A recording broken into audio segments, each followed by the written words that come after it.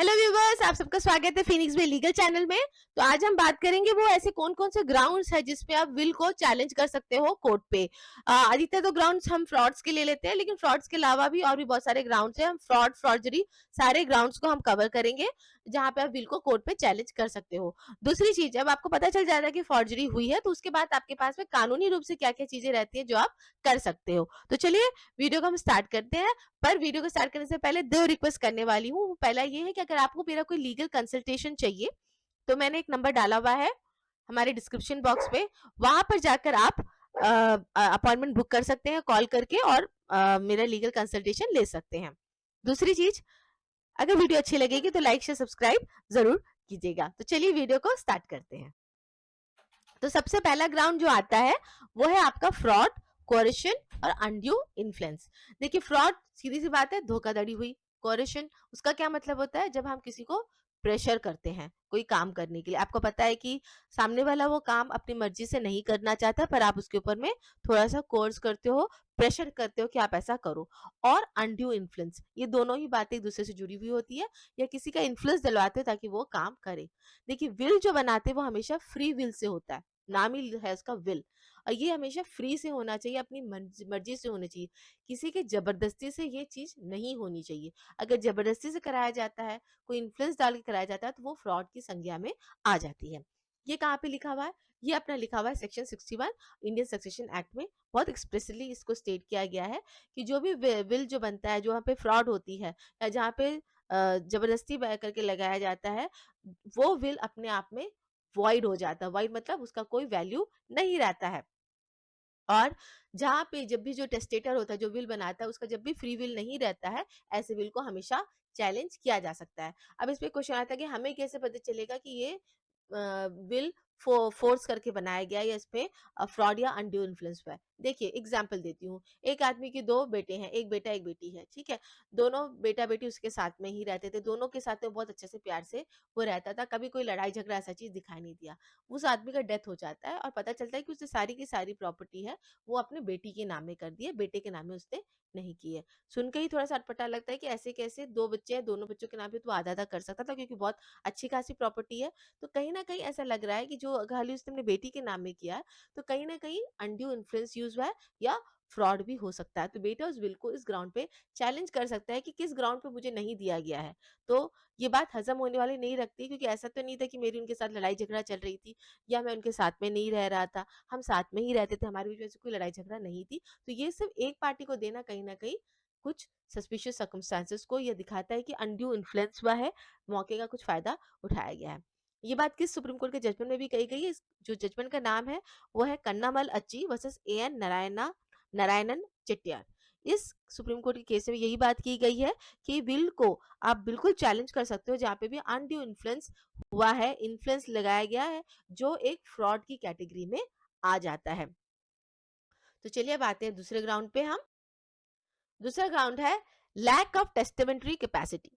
देखिए, lack of testamentary capacity जो होती है, ये उस पे आ जाता है जहां पे जो विल बनाता है वो शारीरिक और मानसिक रूप से उसकी परिस्थिति ऐसी नहीं होती है कि वो विल बना सके। देखिए, जब भी हम विल बनाते हैं, जैसे मैंने पहले वाले में ही बोला कि एक तो फ्री विल होना चाहिए।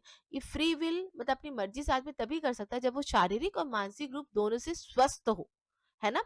और विल का ऐसा भी नहीं होता है कि हम अपने हाथ से बना रहे हैं। अधिकतर विल क्या होता है, हम किसी से बनवाते हैं, वकील से बनवाते हैं या किसी को जो भी राइटर होता है उनसे लिख के हम बनाते हैं। तो शारीरिक रूप से आप आपकी जो बोली होनी चाहिए वो एकदम क्लियर होनी चाहिए। आप क्या बोलना चाहते हो, आप क्या चाहते हो आपके प्रॉपर्टी के साथ में हो, किसके पास जाए, क्या टर्म्स एंड कंडीशन है, ये तो आपको एक्सप्रेस करना होता है। तो शारीरिक रूप से आपको ये सही होना चाहिए। दूसरा चीज, मानसिक रूप से भी। अगर आप दिमागी रूप से विक्षिप्त हैं, ऐसा कोई कोई समय आ जाता है जब आपका दिमाग खराब हो जाता है, दिमाग खराब मतलब उस सेंस में नहीं, जब गुस्सा का जो बोलते हैं, जो कुछ लोग होते हैं जिनको कुछ कुछ समय के लिए वो थोड़े से पागल हो जाते हैं, तो उस टाइम में भी आप विल नहीं बना सकते हो। मतलब शारीरिक और मानसिक रूप से आपका स्वस्थ होना बहुत जरूरी होता है, तभी जाकर आप विल बना सकते हो। कहीं ना कहीं पे बहुत बार देखा जाता है, इनफैक्ट ये मैंने भी बहुत बार किया है, कि जब हम बहुत उम्रदार व्यक्ति का हम विल बनाते हैं जिनका एज एक सर्टेन लिमिट के से ऊपर हो जाती है, तो हम अपने विल में डॉक्टर का सर्टिफिकेट भी लगा देते हैं। जो मैं करती हूँ यूजुअली, कि ये व्यक्ति जो है विल बनाने की एकदम हालत में था, शारीरिक और मानसिक रूप से ये स्वस्थ है। इससे क्या होता है कि अगर वो विल चैलेंज भी होता है तो वो डॉक्टर भी आता है, डॉक्टर ऐसे सर्टिफिकेट नहीं दे देता उसको, क्योंकि उसको भी साइन करना पड़ता है, तो उसको पता होता है कि भैया मैं आगे जाके मुझे बुलाया जा सकता है। तो वो बोल सकता है कोर्ट में कि नहीं, जब इसने विल बनाया था कि इनकी शारीरिक और मानसिक स्थिति एकदम सही थी। तो ये एक प्रिकॉशंस रहता है, ऐसा कोई मैंडेटरी नहीं होता कि आप डॉक्टर का सर्टिफिकेट भी उस पर अटैच करें, लेकिन आप चाहे तो वन ऑफ द विटनेसेस में डॉक्टर को भी रख सकते हैं।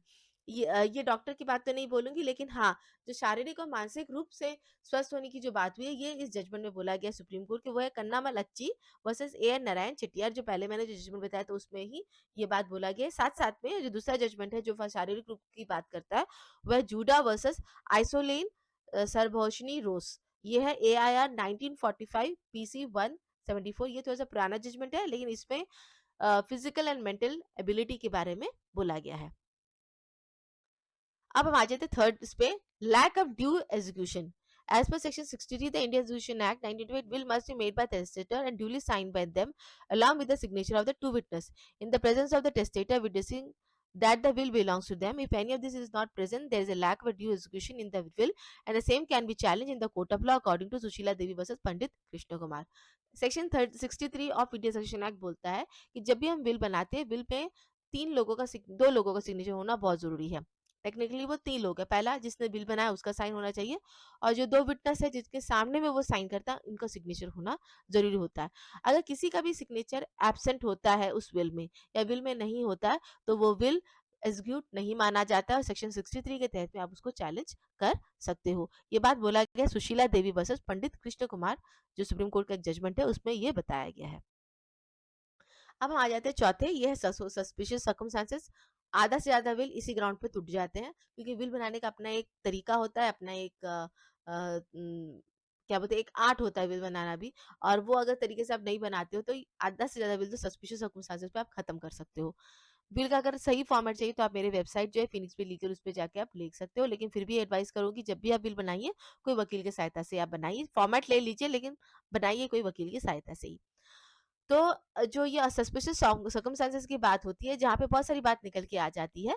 इफ एनी सस्पिशियस सर्कमस्टेंसेस और unusual features surrounds the execution of a will, then it can be challenge in the court of law. ये बात कौन से केस में बोली गई है? ये Indu Bala Bose and others versus Manindra Chandra Bose and others. ये Indu Bala Bose and others versus Manindra Chandra Bose जो है, ये one of the landmark judgement है हमारे विल में। विल को लेकर जजमेंट में बहुत डिटेल में बताया गया है।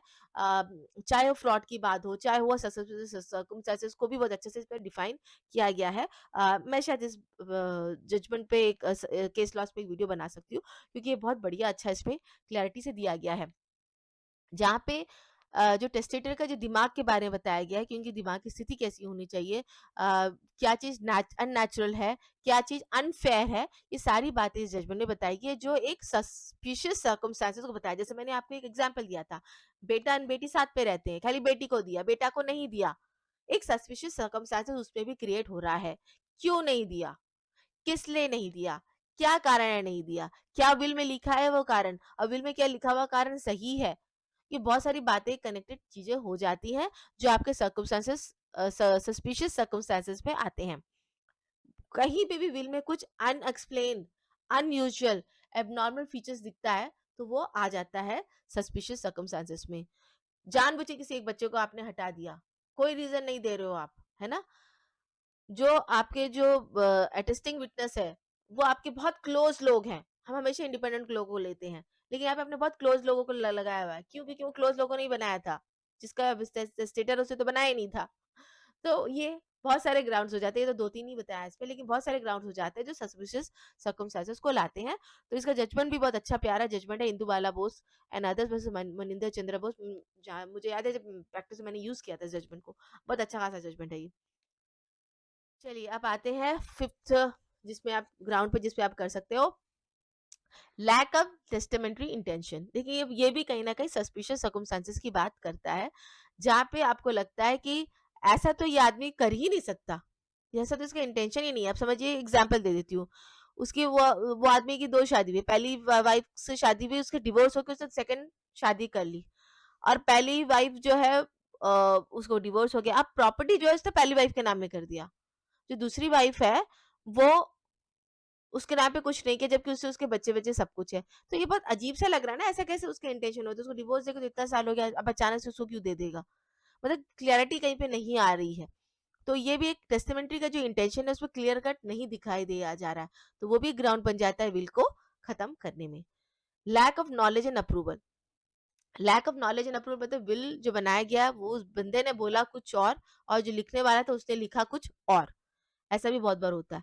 ये वाला जजमेंट दिया गया H Venkatachala Iyer versus BN Thimmamma में। इसमें बोला गया है कि ऐसे सर्कमस्टेंसेस हो जाते हैं जिससे पता चलता है कि ऐसा इंटेंशन या ये जो विल जो बनाया गया है वो टेस्टेटर के नॉलेज के बिना बनाया गया है और लग रहा है कि कंप्लीटली फ्रॉड हुआ है। तो ये जजमेंट भी अच्छा खासा जजमेंट है। अब हम बात करेंगे कि क्या करें जब हमें पता चल गया है कि फॉर्जरी हो गई है, विल की फॉर्जरी हुई है। तो ऐसे सिचुएशन में आप सेक्शन 461 आईपीसी के तहत में फॉर्जरी का केस कर सकते हैं उस पर्सन पे जिन्होंने फॉर्ज किया है विल को।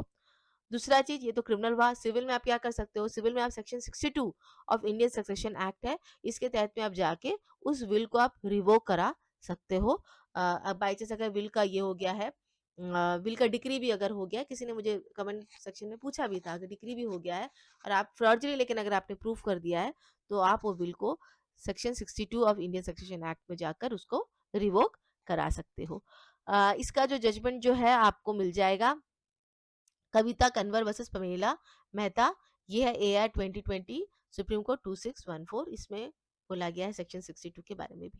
तो चलिए व्यूवर्स, आपको आज का मेरा वीडियो अच्छा लगा है तो लाइक शेयर सब्सक्राइब जरूर कीजिएगा। Thank you so much for watching my video.